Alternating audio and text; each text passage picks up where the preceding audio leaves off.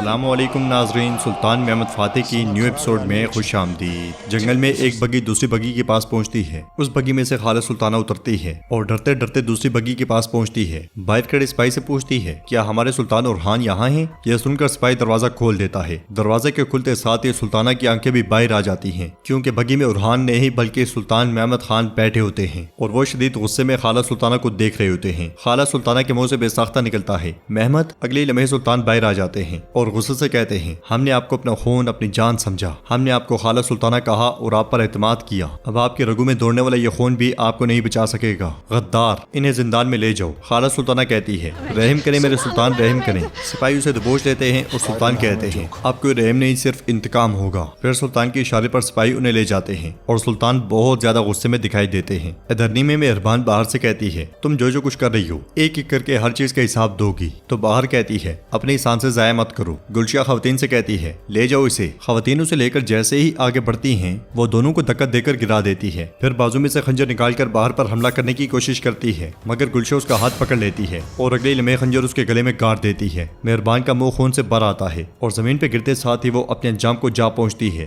گلشا باہر سے پوچھتی ہے باہر کیا آپ ٹھیک ہیں؟ تو باہر کہتی ہے میں ٹھیک ہوں، تمہارا شکریہ گلشا۔ دمیتریا قلعے کے صحن میں کھڑے سپاہیوں سے والیا کہتا ہے ترک جانتے ہیں کہ اگر یہ قلعہ گر گیا تو قسطنطنیہ شہر ان کا آسان ہدف بن جائے گا، مگر ہم ہر ممکن کوشش کر کے اسے بچائیں گے۔ ہم سب سے پہلے دروازے کے باہر والے حصے کو مضبوط کریں گے، قلعے کی حفاظت کے لیے پہلے سے زیادہ محافظ تعینات رہیں گے۔ کیا تم سمجھ گئے ہو؟ قلعے پر پیچھے کی طرف سے حملہ کرنے کا کوئی امکان موجود نہیں، کیونکہ اس قدیم قلعے کا صرف ایک ہی دروازہ ہے۔ یہی وجہ ہے کہ مجھے پچھلی طرف صرف ایک محافظ چاہیے۔ ہمارے گرم تیل کے کنستر ہمیشہ تیار رہیں گے، حملے کی صورت میں میرے حکم کے بغیر کوئی حرکت نہیں کرے گا۔ احتیاطی تدابیر جو ہم اختیار کریں گے اس سے نہ صرف ہم اس قلعے کو محفوظ بنائیں گے بلکہ شہنشاہ قسطنطینوس کی بھی مدد کریں گے۔ یہ تو یقینی ہے کہ ترک اس قلعے کو فتح کرنے آئیں گے۔ میں چاہتا ہوں کہ تم نہ صرف اپنے لیے بلکہ اپنے خاندان اور اپنے بچوں کے لیے بھی لڑو۔ بھولنا مت کوئی بھی جنگ اس یقین کے بغیر نہیں جیتی جاتی۔ اب اپنے کام پر واپس جاؤ۔ یہ سنتے ساتھ ہی سپاہی چلے جاتے ہیں۔ ادھر زگنوس پاشا اپنے ساتھیوں اور سپاہیوں کے ساتھ علی بے کے ٹھکانے جا پہنچتے ہیں۔ علی بے آگے بڑھ کر زگنوس پاشا سے گلے ملتے ہیں تو زگنوس پاشا کہتے ہیں میں نے سنا تھا کہ ورانوس اوغلو علی صاحب آندھی کی طرح تیز ہیں، مگر مجھے اس پر یقین نہیں تھا، آپ اتنی جلدی کیسے آ گئے؟ تو علی بے کہتے ہیں بالی بے بہتر جانتے ہیں زگنوس پاشا، جب سلطان کا فرمان آتا ہے تو اکنجی آندھی اور سمندری طوفان کی مانند بن جاتے ہیں۔ پھر بالی بے علی صاحب سے گلے ملتے ہیں اور کہتے ہیں بہت عرصہ ایک دوسرے کو نہیں دیکھ پائی۔ جواباً علی بے کہتے ہیں اس سے کوئی فرق نہیں پڑتا، ہم آخر کار ایک دوسرے سے ملے ہیں۔ انہیں ملتا ہوا دیکھ کر شہاب الدین پاشا علی صاحب سے کہتے ہیں اکنجیوں کو دیکھنے کے بعد آپ نے مجھے نظر انداز کیا۔ تو علی بے ان سے گلے ملتے ہوئے کہتے ہیں استغفر اللہ پاشا استغفر اللہ۔ پھر شہاب الدین پاشا کہتے ہیں چلے پھر محاصرہ کرتے ہیں اور وہاں موجود قلعہ لیتے ہیں انشاءاللہ۔ اس کے ساتھ ہی وہ سب آگے بڑھ جاتے ہیں۔ ناظرین اس کے بعد ہم دیکھتے ہیں کہ سب خواتین ایک جگہ بیٹھی ہوتی ہیں اور باہر کہتی ہے اگر آج گلشا نہ ہوتی تو شاید میں زندہ نہ ہوتی۔ تو گلشا کہتی ہے اگر میری جگہ تم ہوتی تو اس میں کوئی شک نہیں کہ تم بھی ایسا ہی کرتی۔ باہر اصل تعریف کی مستحق اور منصوبہ بنانے والی مارا خاتون ہیں، وہ آپ ہی تھی مارا خاتون جنہوں نے سلطانہ کو جھوٹے خواب کا تعاقب کروایا اور پھر انہیں سب کے سامنے بے نقاب کر دیا۔ جواباً مارا خاتون کہتی ہیں ہمیں تمہاری وجہ سے یہ معلوم ہوا کہ وہ پیغامات کیسے پہنچاتی تھیں، اس پر تمہارا بھی شکریہ۔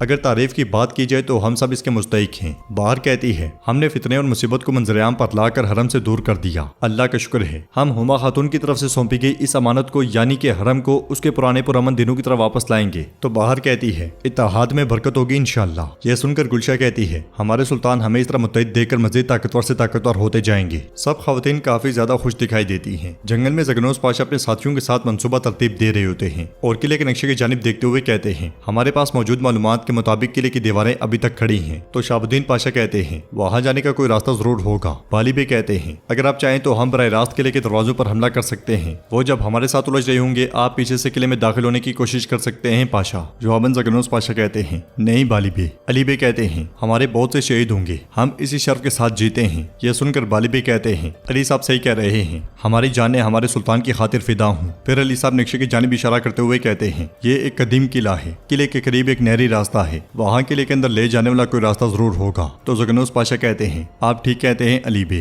مگر شہاب الدین پاشا کہتے ہیں لیکن یہ سالوں سے استعمال میں نہیں لایا گیا ہوگا اور ہو سکتا ہے کہ اب تک یہ بند ہو چکا ہو۔ جواباً علی بے کہتے ہیں میں اپنے بہادروں کے ساتھ اس راستے سے داخل ہو سکتا ہوں پاشا، ہم اپنے ہاتھوں کو پنجوں میں بدل کر آپ کے لیے وہ راستہ کھول دیں گے۔ تو زگنوس پاشا نقشے کی جانب اشارہ کرتے ہوئے کہتے ہیں چونکہ قلعہ پرانا ہے میرے خیال میں اس کا دروازہ زیادہ مضبوط نہیں ہوگا، میں اپنے سپاہیوں کے ساتھ مرکزی دروازے سے حملہ کروں گا، ہم دروازہ توڑنے کی کوشش کریں گے۔ بازنطینی جیسے ہی ہمیں دیکھیں گے وہ سب کچھ بھول کر اپنی تمام قوت ہم پر لگا دیں گے۔ بالی بے اور اکنجیوں کو پھر تیزی دکھانے کی ضرورت ہوگی۔ این موقع پر آپ شہاب الدین کے ساتھ ان ان پر پیچھے سے حملہ کریں گے۔ علی بے آپ کے بہادر پچھلے راستے سے داخل ہونے کی کوشش کریں گے۔ یہ سن کر علی بے کہتے ہیں ٹھیک ہے، میں پھر چند اکنجیوں کے ساتھ یہاں رہوں گا اور آپ کی حفاظت کروں گا۔ اگر انہیں کہیں سے امداد ملتی بھی ہے تو آپ غفلت کے سبب پکڑے نہیں جائیں گے۔ یہ سن کر زگنوس پاشا کہتے ہیں سلامت رہیں علی صاحب، آپ نے ہمارے منصوبے کی خامی دیکھ لی۔ ادرنی میں جاندارلی سلطان سے کہتا ہے میرے سلطان، میں نے ابھی سنا ہمارا خوف سچ ثابت ہوا۔ سلطان پوچھتے ہیں تمہیں کیا خوف تھا جاندارلی؟ تو جاندارلی کہتا ہے واللہ میرے سلطان قسطنطینوس وہ کیتھولک کے ساتھ اتحاد بنانے کی کوشش کر رہا ہے، اگر وہ ایسا کرتے ہیں تو قسطنطنیہ فتح کرنا ہمارے لیے ناممکن ہو جائے گا۔ سلطان پوچھتے ہیں آپ کے اس بارے میں کیا مشورہ ہے وزیر اعظم پاشا؟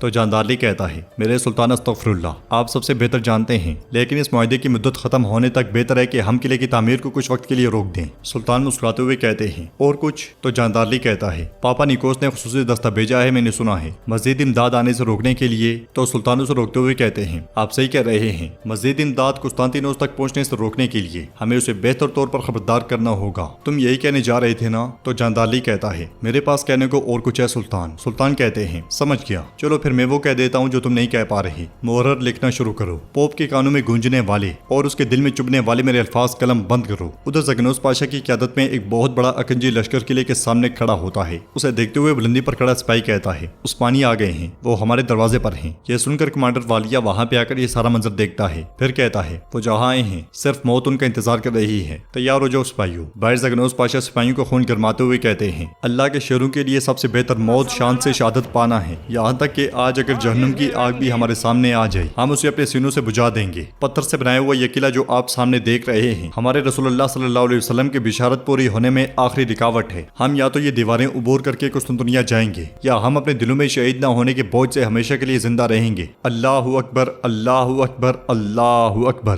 یہ سنتے ساتھ ہی پورا کنجی لشکر اللہ اکبر، اللہ اکبر کے نعرے بلند کرتا ہے۔ ان کے پاس دروازہ توڑنے والا آلہ بھی موجود ہوتا ہے اور وہ ایک زبردست حملہ کرنے کے لیے بالکل ہتھیاروں سے لیس ہوتے ہیں۔ ادرنی میں محرر لکھ رہا ہوتا ہے اور سلطان کہتے ہیں میں محمد ہوں، اسم عالم رحمت العالمین، حضرت محمد صلی اللہ علیہ وسلم کے نام پر رکھا جانے والا نام محمد، وہ جس نے بے شمار فتنوں کے باوجود بلکان کی سرزمین کا رخ موڑ دیا، صوفیہ، دراما اور اوہریت اسلامی سرزمین میں نام پیدا کیا، سلسطری نگبولودن کو فتح کرنے والا بایزید خان کا پوتا محمد۔ سلطان کی آواز کے ساتھ ساتھ دوسری طرف زگنوس پاشا لشکر کے سامنے گھوڑے کی دونوں ٹانگیں فضا میں بلند کر دیتے ہیں، سپاہی کافروں پر جھپٹنے کے لیے بالکل تیار ہوتے ہیں۔ ادھر سلطان مزید کہتے ہیں سلطان مراد خان کا بیٹا محمد جس نے صلیبی فوج کو شکست دی جو ورنا اور کوسوں میں جمع تھی، اب میری خواہش ہے کہ میں ایک زہر آلود خنجر دنیا کے دل میں پیوست کر کے قسطنطنیہ کو فتح کروں اور اسے اسلام بول بناؤں، لیکن آپ کی خواہش مجھے ایسا کرنے سے روک رہی ہے۔ ادھر زگنوس پاشا کو حکم ملتے ساتھ ہی پورا لشکر قلعے کی جانب بھاگ پڑتا ہے۔ ادھر سلطان مزید کہتے ہیں میں تمہیں فیصلے کا آخری موقع دے رہا ہوں، ہمارے 3 ہلالی پرچم قسطنطنیہ کی دیواروں پر لہرائے جائیں گے، ہمارے نیزے جن پر کافروں کا خون ہے، ہمارے بیڑیے کے سر والے روم کے سرحدوں پر نظر آئیں گے اور ویٹیکن کی سرزمین میں پودے لگائیں گے۔ اللہ تعالیٰ کے اسم عظیم سے تمام مسلمانوں کے لیے موجود کتاب اللہ کی سنت سے، ہماری کمر پر موجود اسلام کی تلواروں سے